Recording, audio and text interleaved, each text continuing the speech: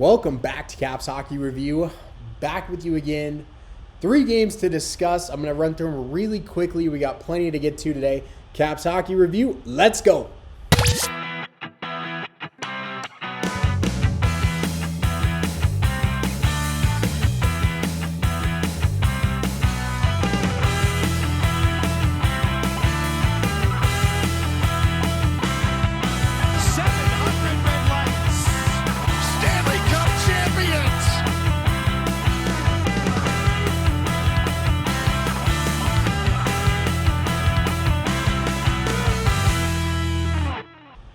And off we go. Caps Hockey Review underway outside of my normal studio space. I'm house sitting for the week, so outside the usual space, but we're still gonna get the old CHR done. Big weekend coming up for the Caps, coming off 3 big games. Montreal Canadiens, Colorado Avalanche, Vegas Golden Knights. 3 big games, picking up 6 possible points. Caps pick up 5. Doing well, continuing to, they're maintaining their stability and they're continuing this trend of really playing pretty well as of late. So Montreal, that was a high-scoring game. I love high-scoring games. It sucks as a coach and it sucks for goalies, but for our boys, 8-4, that's huge. That is huge. They're finding a way to put pucks in the net. Unfortunately, don't sell Montreal short. They're a very, very strong team in terms of scoring. I mean, goaltending has lacked this year. Defense is certainly thin for them, but goal scoring has not been an issue for this team. So it's I wouldn't have expected a shutout for anybody for the Caps in this situation, and obviously it didn't happen. But big win. Anthony Mantha was fantastic in this game. That depth scoring is showing up again for the Capitals. Garnet Hathaway's been on a bit of a heater. TJ Oshie's starting to find the net again. Tom Wilson's doing his thing. This is a good thing to be happening right now for Washington. So getting to Colorado, this Western road trip, it's the last big road trip of the season for Washington. And there's some big points out there. I mean, they're going to come back home. They're going to make a trip to New York still. But for the Caps, every point matters. I mean, they've clinched their playoff spot. What do they have left to play for? Well, that playoff seeding I discussed with you previously, I've already said I don't really care too much where they finish, and I don't. That home ice advantage, again, like I said previously, I think in the Caps case, at least, I think it's overrated. I don't think anything good comes of it for them. It's just added pressure. So if they get a higher seed, great. For me, it's about matchups. And where they finish can determine, obviously, who they're going to play first. So let's take a look at this Eastern Conference playoff picture right now. Current as of Friday afternoon. There's obviously this is set. These are the 8 teams we'll see in the Eastern Conference side of the playoffs. But looking at games played, looking at points, there's still some jockeying to be done here, especially between this Metropolitan Division. We could see the Rangers jump up into first place. If the Caps can jump into third, they could. There's a whole slew of possibilities here for the Caps. They can stay second wild card and get the Panthers more than likely in that first round. They can jump up to third. They could get the Rangers or the Hurricanes first round. There's a lot of possibilities here. And I forgot to mention, we do have fan questions today, finally. Keep them coming. Everybody watching, fan questions, anything in the NHL. I watch plenty of NHL. I follow all the news. If you want my take on anything NHL related, send it my way. Comment below. I love doing it. So keep them coming. I appreciate your submissions for this week. We'll get to it shortly. Washington, there's a lot of possibilities here. And one of our fan questions is, who would I like to see the Caps play in the playoffs? We'll get there. So there's a lot of possibilities here for Washington. So we'll get to it in a little bit, but just to apprise everybody to this Eastern Conference playoff situation, The 8 teams are set. We just don't know who's playing who just yet. So to get off of that, let's jump into this Western road trip. You head to Colorado. The Ball Arena has become such just a house of horrors for opposing teams. Nobody goes to Colorado and has an easy go of it. Very few teams go to Colorado and win. The Caps went to Colorado, they won, and they played a fantastic game. Effort, 60 minutes. They were the stronger team throughout the game. This is one of those moments that kind of reminds us that, okay, this could be a good team in the playoffs. We have to wait and see, but great win against Colorado. The Avs missing some key pieces. Naz Kadri still out with injury. Gabe Landeskog still out with injury. Both will be back for the playoffs. This doesn't really concern the Caps unless they both make the finals. Devon Taves as well, Avs defenseman, also out.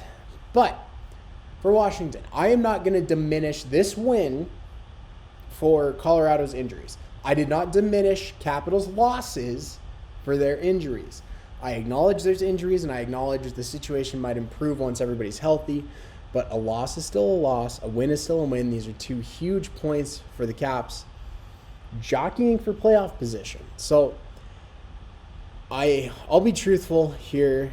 I think I already mentioned it. I don't care where they finish. They're going to make the playoffs. That's what matters. I don't really care where they finish. I think, honestly, the lower seed for them, the better, for this specific reason. Not for team they're going to play. For the specific reason that they would not have home ice. And why do I care about that? Well, I think home ice advantage in the NHL is completely overrated at this point. Everybody talks about Game 7. Game 7 at home is a huge thing. Is it? I mean, we've seen plenty of Game 7s take place in Washington, and I feel like it's pretty well even split on, Game 7 victories and losses. So I don't really care too much. I think if anything, having home ice advantage, if you lose Game 1, everybody loses their mind. It's like, oh no, such and such came to Washington, they grabbed home ice, they're off to a great start in this series. If you lose Game 2, it's over. It is over. Stick a fork in them. You're not in trouble in the playoffs until you lose on home ice. I think anytime you lose in the playoffs, you might be in trouble. I mean, home ice I don't think means as much as it maybe used to. So that's just my take on it. That's my spin on it. If you don't agree with it, tell me why. I don't know what to tell you. Getting to Vegas. And I'm going to stick on Vegas for a while. There's a lot here to unpack, and not necessarily Caps related. I'm going off the Caps for a little bit. This is Caps Hockey Review. But in certain times, I reserve the right to go off-road, and that's what I'm going to do here. So, first off, this game for the Caps was, it was so-so. They had good moments. They had not so good moments. You go to the third period up. I mean, that was the big thing for me. You're headed to the third period. You're up, I believe it was 2-1 at that point. You got to go in and close it out. Vegas scores 2 very quick goals, gets a lead.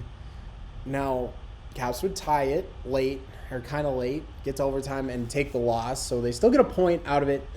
But for Vegas, I mean, for the Caps, this is probably the first quote-unquote playoff-type game they've played this season. And everybody says, they play the Penguins a playoff atmosphere. I don't think so. I think if Caps Penguins played each other in the regular season the way they did in the playoffs, nobody would be alive come playoff time. Like, playoff series, especially with 2 teams that dislike each other that much, they're brutal. And you can't do that every time you see each other. You just can't. So, but a desperate Vegas team. They have not had the same success this year they've had in previous years. They are, as of this moment, out of the playoffs. This is a really interesting situation. Obviously, Vegas has never really been in these shoes. They breezed their first year. They cruised all season. And they've been probably the top team in the Pacific every year since. This is a little bit different. This is a bit different, of course. So for Vegas, I mean, you're 2 points behind Dallas for that second wild card spot. They each have 6 games to go. Excuse me, 4 games to go. Getting a little bit tighter here than I thought. But for Vegas, this is an odd situation, and a situation that as a team and this core group of players that have been there all, what is it now, 4 or 5 years? This is unfamiliar territory. So this is a time for a head coach to be inspirational and to, have his players' backs. The one thing I'll say about Vegas, we didn't see it the other night. They kind of woke up at the right time, but Vegas is a very hot and cold team. It seems like when they score in bunches, but when they can't score, they don't. It's not a matter of, we're scoring, 1 or 2 goals, but we need to score 4. No, we need 5 goals and we can't score 1 for them, it seems. When things get tight, when things get tough for Vegas, it just seems like all the sticks hop in the freezer, and it takes them forever to work out of it. So what could Peter DeBoer, Vegas head coach, say about this team? He could say, well, it's just standard hockey answer. Hasn't gone our way, but we need to keep working hard and keep staying on the path we're on, and believe that if we keep sticking to what we know, we'll find the net. He could do that. Most coaches would. Old Pete, I got to say, he is rapidly becoming my least favorite NHL coach, because he sits at the podium and what's he do? Goaltending's soft. Goaltending is soft. Now keep in mind, Vegas is an organization that of late, within the last year, doesn't exactly have the best track record with goalies. The Fleury situation, finding out about his trade via Twitter. Now Leonard looks like he's probably on his way out of town at this point. The rift between him and DeBoer looks monstrous, and I don't know how they're going to repair that. So why am I so hung up on this issue? Well, you all know, who watch this regularly, I'm not a goalie myself, but I go to bat for goalies in a lot of situations.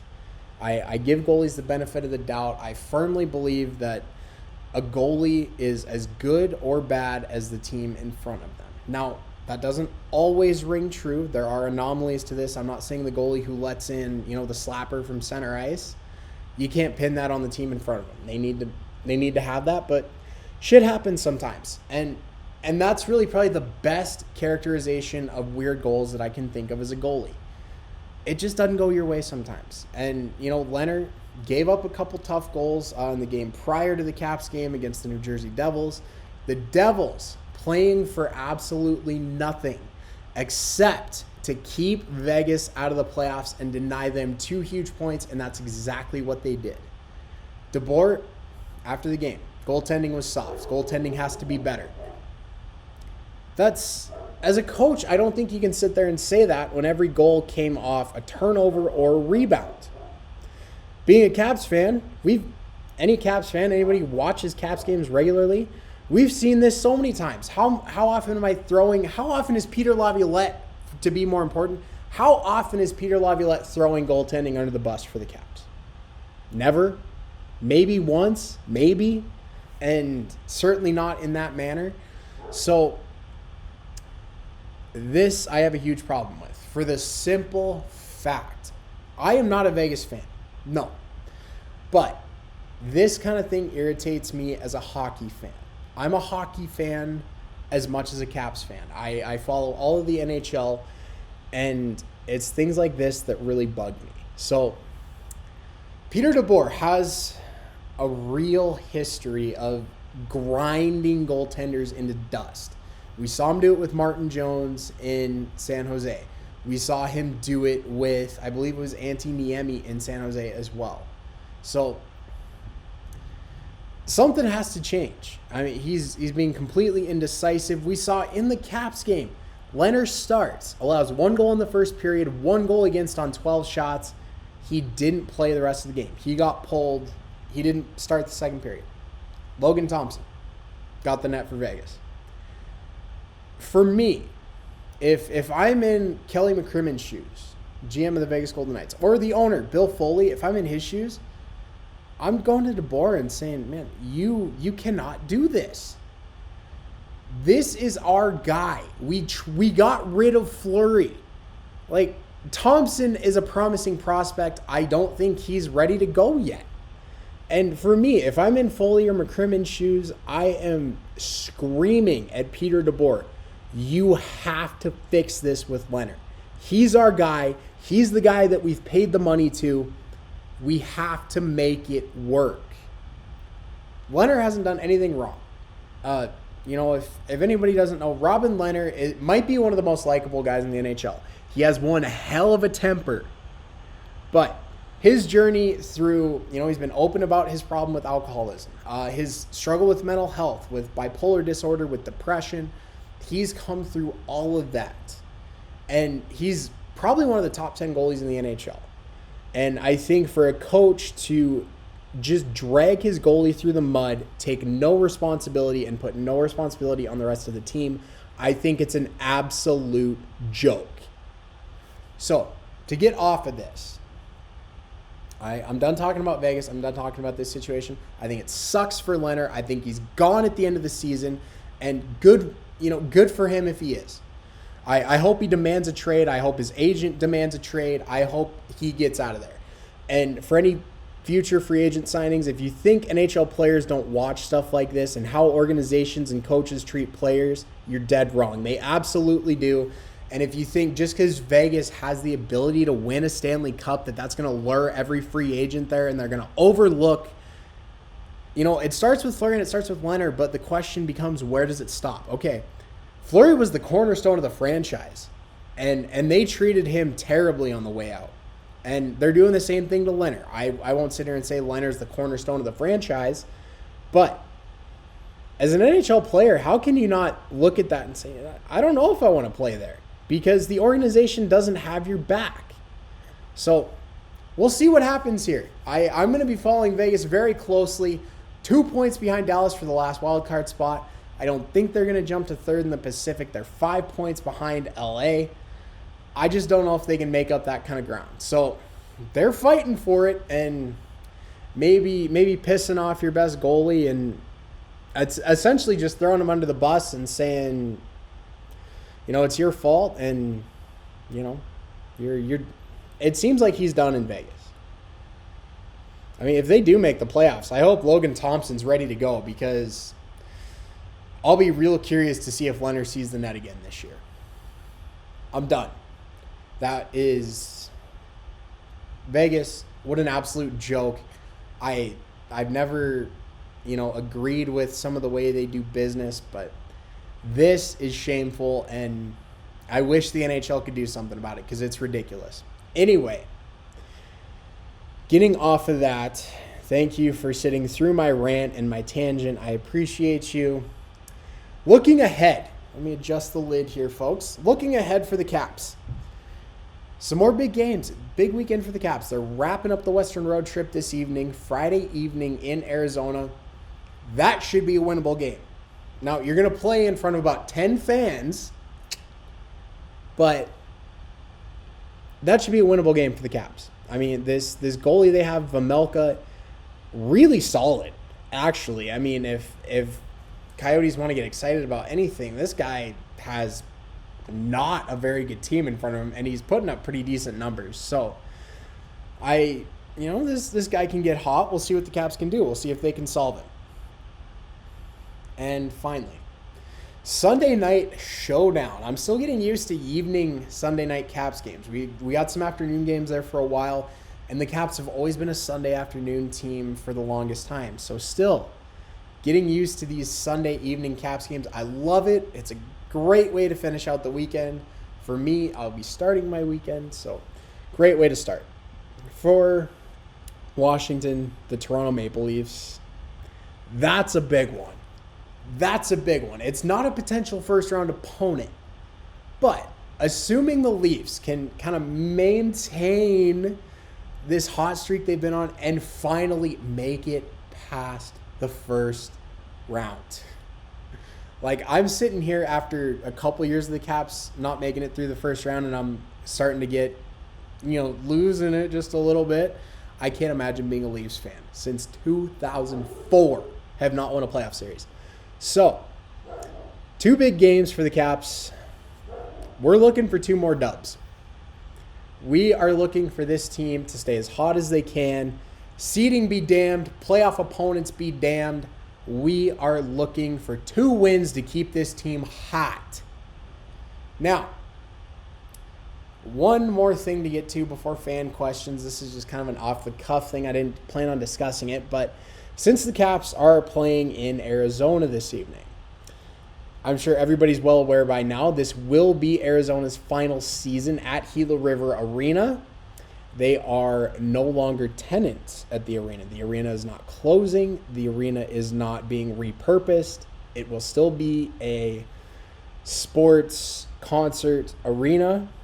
It just will not house the Arizona Coyotes. Now, what does this mean? Well, they were in downtown Phoenix early in their stint in Arizona since moving from Winnipeg, the original Winnipeg Jets. Downtown Phoenix, they actually had some success, but then they moved to Glendale. And we've seen it with a ton of NHL franchises. You put arenas in suburbs, it gets extremely hard to sell tickets for successful teams. Fans just don't want to drive, 30, 45 minutes one way to a game on a Monday night. They just don't. So I think the best thing NHL teams can do is try to get their arenas in their actual cities. So for the Yotes, personally, I think this Arizona experiment for the NHL should have been over a couple years ago. I mean, it's just obvious. Arizona is not interested in pro hockey. The Arizona State Sun Devils have made a very, very quick rise from club college hockey team to NCAA sanctioned legit program. I mean, they were in the NCAA tournament this year, for gosh sake.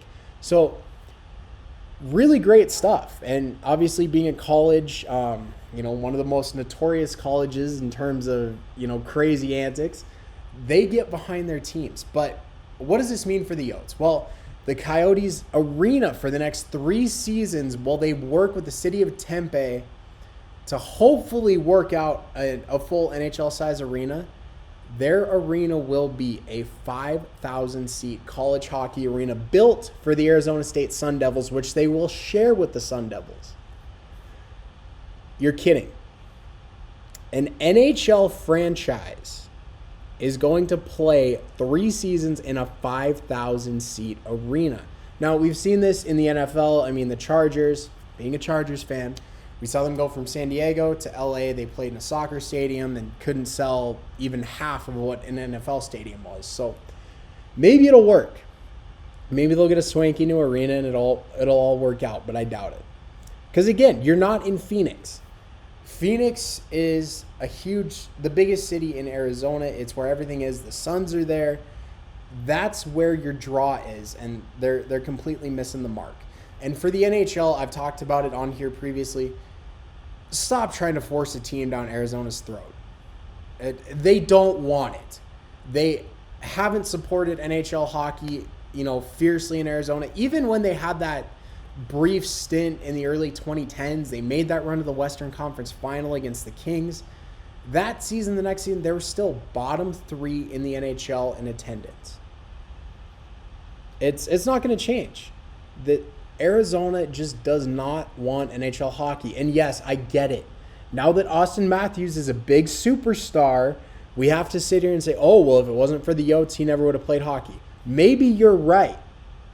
But is one superstar talent worth continuing to have a team that is just floundering at the bottom of the NHL in terms of success, attendance, revenue? I don't think it is. I send them back to Quebec. They have been asking for a team since the Nordiques left. Make these people happy. It's a hockey mad market. They'll sell tickets in Quebec. I know I am pissing off a lot of people, or maybe a few people who watch this. Everybody seems to be on the same page getting a team out of Arizona. Quebec, everybody's not so sure about that. But for me, it's a logical spot. Maybe somewhere in Wisconsin. To get away from that. The Yotes, it's ugly. Hopefully the NHL just gets him out of Arizona. But I don't think they're going to do it because Bettman is, afraid to admit it failed. So to get away from the Yotes, I am rambling a lot today. I'm getting off on tangents. I'm ranting. I apologize. I'm excited. It's a big weekend of Caps hockey. A lot of stuff happening in the NHL. A lot to talk about. To get into our fan questions, thank you again for your submissions. Everybody else, keep them coming. Drop it in the comments below. I'll answer it on the next episode of Caps Hockey Review. Here we go. First question. Victor, thank you for your submission. I appreciate you. Was I surprised to see the Ducks fall off after, they did have a great start to the season, but was I surprised to see them fall off? Yes, I really was. I mean, they really looked legit there for a while. I mean, Trevor Zegras, Jamie Drysdale were really driving forces to this team. Troy Terry has had a career year, and hopefully it continues. Ryan Getzlaff, hoping to get that, that one last shot at the cup before retirement. Unfortunately, it's not going to happen for him. I was surprised. They were really, really good there for a month or two, and they looked legit, but I think it's just youthful inexperience more than anything. They have a lot of young guys in the lineup. Zegras obviously is still technically a rookie. Drysdale is still technically a rookie. Terry is just stepping into this prominent role. So I think they still obviously have some growing to do, and it might be a year or two before they make the playoffs as a legit contender. But I got to say, the future is bright for this team. Trevor Zegras and Jamie Drysdale are something extremely special. Drysdale, defender, Zegras being a forward. These are two guys you can really build your franchise around, and that's what they're going to do. John Gibson, for my money still, I mean, even as, playing behind one of the worst teams in the NHL, I'm getting distracted by a barking dog outside. I apologize. Even for Gibson, playing behind one of the worst teams in the NHL statistically over the last few years is still one of the best goalies in the NHL. If they get in the playoffs, he can absolutely steal a series, or 2 series, or 3, or 4. He's that good. I have every belief the Ducks will be one of the best teams in the NHL within the next 3 or 4 years. Didn't work out this year. I was a bit surprised by it, but keep your head up there. Future's bright. And second question, again, Victor, 2-parter today. I appreciate you. Who would I want to see my Capitals play first round or in the playoffs, and why? This is a tough one. I said we'd get to this one. I saved it for last. Gosh. I haven't given this much thought, but knee-jerk reaction, I'm going to go with it. The Florida Panthers. Here's why. The best team in the NHL, why would I want my Capitals, who are just kind of regaining their footing and starting to look, confident and look like themselves again? Why would I want them to play the best team in the NHL? Because I think with both teams, goaltending is not either team's strong suit. I think the number of goals, I love high-scoring hockey. The number of goals scored in this series would make for so much entertainment. It'd be so much fun. And looking at the other prospects for the Caps to bump into first round, the Rangers might be a fun opponent as well. Obviously, goaltending, they have one of the best in the game. And the Caps, I think, certainly would have to bring their A game there. But so if I'm looking for entertainment, Florida Panthers all day long. A lot of goals to be scored in that series. Maybe not a lot of defense or goaltending to be had. Coaches losing sleep, ripping their hair out. But from my perspective as a fan, extremely exciting. But from an entertainment factor, that's one thing. But for a boost factor, and beating the best team in the NHL is certainly a boost. But for the Caps, the Hurricanes are certainly a potential opponent, as are the New York Rangers. I would like to see them play the Rangers again. for the simple fact we have not seen it in almost 7 years. I believe the last time they played was 2015. This rivalry needs to reignite. The Caps-Pens rivalry has been at the forefront for a long time, as it should be. But that Caps-Rangers rivalry, especially through the early 2010s, was nasty. They ran into each other every year in the playoffs. They went back and forth. This is a rivalry that needs to exist in the NHL, and I just don't think it's quite there yet. And then you add in, okay, the Rangers added Ryan Reeves in the offseason, him and Tom Wilson on the ice together. That's going to be extremely entertaining. There's going to be some grit. There's probably going to be some fights, and they're going to have to slug it out against the Rangers. They have, plenty of scoring depth in New York, but goaltending-wise, they have probably one of the top 5 in the NHL in Igor Shesterkin. So for me, either of these two, Panthers, Rangers, I think either one would be a fantastic series. As far as the Caps' odds to win, I like them probably a little better against the Rangers, but I would take either one. Hurricanes, we've seen it enough. I want to see something fresh. I want to see something we haven't seen in a while. I don't know that they've ever played the Panthers in the playoffs. Certainly not in this era. The Ovechkin era, they have not played the Panthers in the playoffs. So something new, or something that hasn't been done in a while with the Rangers, I would like to see either one of those. I think they'd be fantastic series. Whether the Caps win or not is another story. Obviously, wait and see. But I think either of those two would be fantastic. Thank you for your submission. I really, really appreciate it. Keep them coming. Drop them below. I'm going to keep saying it until more people start dropping questions. To wrap it here. Big weekend of hockey coming up for the Caps. Big weekend for the NHL. Kind of our last, big weekend before the playoffs. Playoffs will begin in the early part of May. I almost said March. I apologize. We're past March. It will begin early in May. Biggest time of the year for hockey fans. If your team's in. So, biggest part of the year right here coming up.